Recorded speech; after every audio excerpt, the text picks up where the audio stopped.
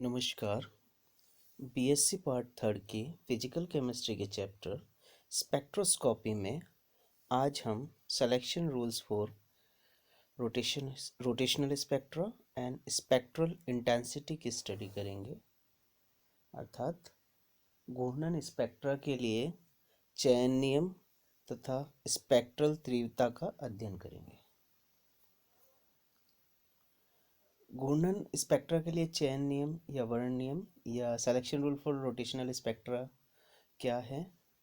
Quantum यांत्रिकी के अनुसार रिजिड रोटेटर्स में डायटोमिक मॉलिक्यूल के लिए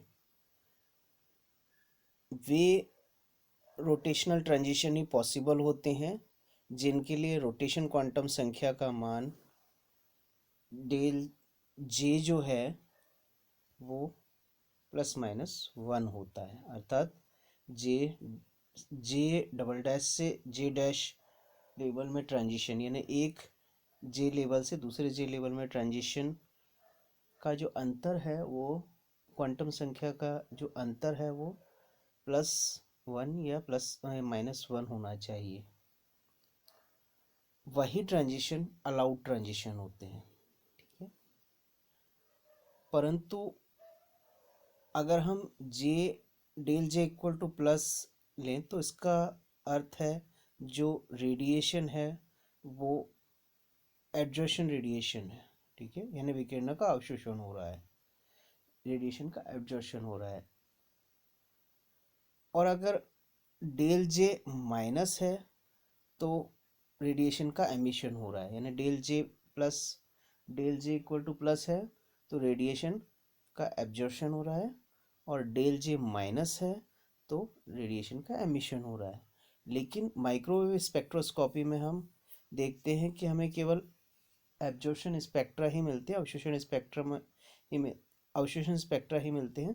तो हम ये कह सकते हैं कि माइक्रोवेव रेडिएशन के लिए डेल जे इक्वल टू +1 होगा। अर्थात माइक्रोवेव स्पेक्ट्रोस्कोपी या रोटेशनल स्पेक्ट्रोस्कोपी के लिए चयन नियम अगर हम देखें तो सिलेक्शन रूल क्या होगा? Del J equal to +1। जैसे हम एग्जांपल है, माना कि कोई ट्रांजिशन है वो जे से J+1 की ओर हो रहा है। ठीक है, यानी एक लेवल ये जे से दूसरे लेवल पे J+1 लेवल में ट्रांजिशन हो रहा है। तो इसकी घूर्णन आवृत्ति जो है रोटेशनल फ्रीक्वेंसी है, जिसको हम फ्रीक्वेंसी को न्यू बार या वेव नंबर से प्रदर्शित करते हैं। वो इस इक्वेशन से बता सकते हैं, न्यू बार J2J+1। ठीक है, J2J+1 ट्रांजिशन के लिए जो फ्रीक्वेंसी है जिसको हम वेव नंबर से बताते हैं, न्यू बार से बताते हैं, वो क्या होगी? BJ+1 J+2 minus BJ × J+1। अब हम इस इक्वेशन में से B कॉमन निकाल लें, तो हमने यहाँ B कॉमन निकाल लिया, और J+1 और J+2 इसको अगर हम सॉल्व करें, यानी J+1 और J+2 को सॉल्व करते हैं, तो J+1 और J+2 को सॉल्व करने पर हमें क्या मिल रहा है? J² + 3J+2।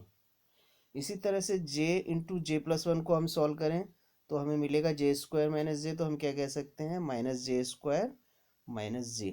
ठीक है, अब इसमें J² से हम J² कैंसिल कर दें और 3J में से J घटा देंगे तो 2J बचेगा। तो हमारा क्या हो जाएगा? Equation B × 2J+2। ठीक है, तो जो वेव नंबर है J2J+1 यानी न्यू बार क्या होगा? वो होगा 2B × J+1, जो कि सेंटीमीटर इनवर्स में होगा। इसी तरह से अगर हम देखें तो हमारी जो इक्वेशन हमें मिली वो क्या है? हमारी इक्वेशन है ये वाली। ठीक है, new bar J2J+1 equal to 2B × J+1। अब अगर हम J0 से यानी J0 से 1 हमारा ट्रांजिशन होता है, J = 0 हो से J = 1 पर ट्रांजिशन हो रहा है। ठीक है, तो उस ट्रांजिशन के लिए हम क्या कह सकते हैं? J की वैल्यू हमने जीरो रखते हैं, ठीक है। तो जे की वैल्यू यहाँ जीरो रखी तो हमारा क्या हो गया, जीरो से, या जे की वैल्यू जीरो से प्लस वन, जीरो से प्लस वन यानी जीरो से one transition, wave number zero से वन ट्रांजिशन। और यहाँ जे की वैल्यू हम जीरो रखें तो जे की वैल्यू जीरो रखने पर टू इंटू वन हो गया बी, तो हमारा हो गया टू बी, अर्थात टू बी।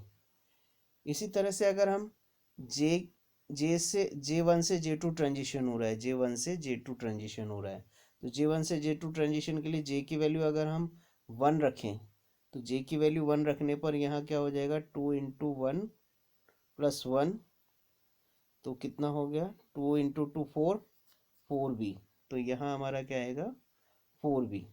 इसी तरह से जे इक्वल टू टू से जे इक्वल टू थ्री पर ट्रांजिशन होता है, तो new wave number new bar two से थ्री इक्वल टू क्या होगा, सिक्स बी। यानी हम यहाँ जे की वैल्यू टू रख दें तो two plus one three, three into two six, six भी हो गया। तो हम ये कह सकते हैं कि एक से दूसरी स्पेक्ट्रल लाइन और दूसरे से तीसरी स्पेक्ट्रल लाइन, इनमें हम देखें तो टू बी का डिफरेंस है।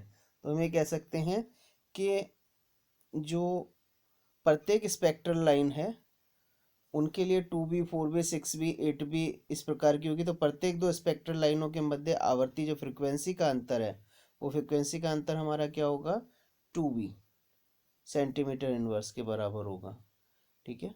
तो हम क्या कह सकते हैं कि आवर्ती माप में घूर्णन स्पेक्ट्रम रेखाएं समान दूरी पर स्थित होगी, ठीक है। तो हम देखें कि यहाँ जो घूर्णन रेखाएं हैं, स्पेक्ट्रम लाइन जो है वो टू बी डिस्टेंस पर एक दूसरे से, यानी टू बी से फोर बी के बीच टू बी का डिफरेंस, इसलिए फोर बी से सिक्स बी के बीच टू बी का डिफरेंस, इसलिए सिक्स बी से एट बी के बीच टू बी का डिफरेंस। तो प्रत्येक लाइन जो है उनके मध्य टू बी का डिफरेंस होता है। अब हम देखें ट्रांजिशन, ट्रांजिशन जे जीरो से जे वन पे हो रहा है, जे जीरो से जे वन पर अगर हो रहा है तो क्या कितना डिफरेंस है, टू बी का। इसी तरह से अगर हम ट्रांजिशन वन से टू ले तो वन से टू लेने पर ट्रांजिशन हमारा फोर बी हो रहा है, ट्रांजिशन फोर बी वन से टू, यानी जे हम देखें तो न्यू बार हमने देखा जे जे ये जे वन से टू इक्वल टू हमारा क्या हो गया, टू जे प्लस वन है, तो जे प्लस वन अगर हम वन रखेंगे बी तो हमारा क्या हो जाएगा, फोर बी, ठीक है। तो हमारा यहाँ ट्रांजिशन वन से टू क्या है, फोर बी। इसी तरह से अगर ट्रांजिशन टू से थ्री हम देखें तो ट्रांजिशन टू से थ्री हमारा सिक्स भी आएगा। अगर हम यहाँ जे इक्वल टू थ्री रखें, यहाँ हम जे इक्वल टू थ्री रखें तो जे इक्वल टू थ्री रखने पर क्या होगा, two into three plus one B, तो हमारा क्या हो गया, सिक्स बी। तो टू से थ्री ट्रांजिशन के मध्य सिक्स बी का डिफरेंस है। इसी तरह से थ्री से फोर के बीच एट बी का आएगा और फोर से फाइव के बीच टेन बी का आता है। या हम ये भी कह सकते हैं कि जीरो से अगर वन ट्रांजिशन हो रहा है तो सिक्स बी का डिफरेंस, सिक्स बी, ठीक है। इसी तरह से जीरो से थ्री ट्रांजिशन होता है तो जो आ रहा है वो ट्वेल्व बी है। यानी क्योंकि हम ये जानते हैं कि डेल जे जो है वो प्लस वन का डिफरेंस है, तो हमारा जो अनुमान अलाउड ट्रांजिशन है वो जीरो से वन, वन से टू, टू से थ्री, थ्री से फोर होगा। अब हम स्पेक्ट्रल लाइन की इंटेंसिटी देखें।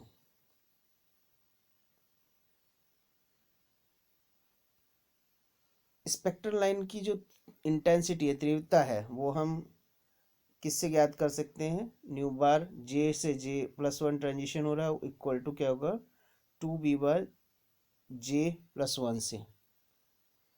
स्पेक्ट्रल लाइन की जो आपेक्षिक तीव्रता है वो दो कारकों पर निर्भर करती है। पहली है पॉपुलेशन और दूसरी हमारी ऊर्जा स्तरों में अपभ्रष्टता की संभावना, possibility of degeneration in energy state. तो हम सबसे पहले लें पॉपुलेशन। चेन नियम के अनुसार केवल वो ही ट्रांजिशन अलाउड हैं जिनके लिए J equal to plus minus one हो, ठीक है। और बाकी सब फॉरबिडन है, यानी जे इक्वल टू +-2 या +-3 हो तो वो फॉरबिडन ट्रांजिशन होते हैं, अनुमत संक्रमण नहीं होते हैं। तो हम ये कह सकते हैं कि अनुमत संक्रमण को करने के लिए अणुओं की संख्या समान हो यह आवश्यक नहीं है। इनकी संख्या आबादी पॉपुलेशन या आबादी बोल्ट्जमैन डिस्ट्रीब्यूशन नियम द्वारा निर्धारित होती है। किसी संक्रमण को संपन्न करने के लिए अणुओं की पॉपुलेशन जितनी अधिक होगी, स्पेक्ट्रल लाइन की तीव्रता उतनी ही अधिक होगी। ठीक है, अगर हम J इक्वल टू 0 पर अणुओं की संख्या N0 लें और J एनर्जी लेवल पर अणुओं की संख्या Nj है, तो हम क्या कह सकते हैं, Nj इक्वल टू हमारा होगा N0 exponential minus EJ upon KT, या हम ये कह सकते हैं Nj upon N0 equal to exponential minus EJ upon KT। दूसरा फैक्टर जो है हमारा वो है possibility of degeneration in energy state, ऊर्जा स्तरों में अव्यवस्था की संभावना।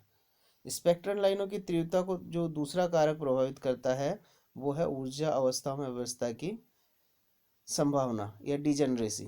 ठीक है, एक से अधिक ऐसी ऊर्जा अवस्थाओं का अस्तित्व होना जिनकी ऊर्जा परस्पर समान हो।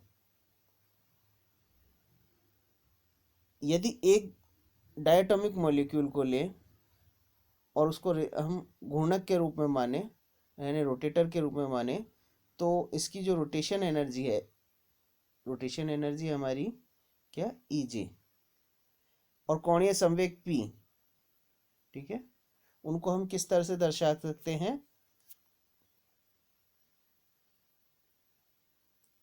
E इक्वल टू हम जानते हैं कि हमारा हाफ I ओमेगा स्क्वायर होता है, और P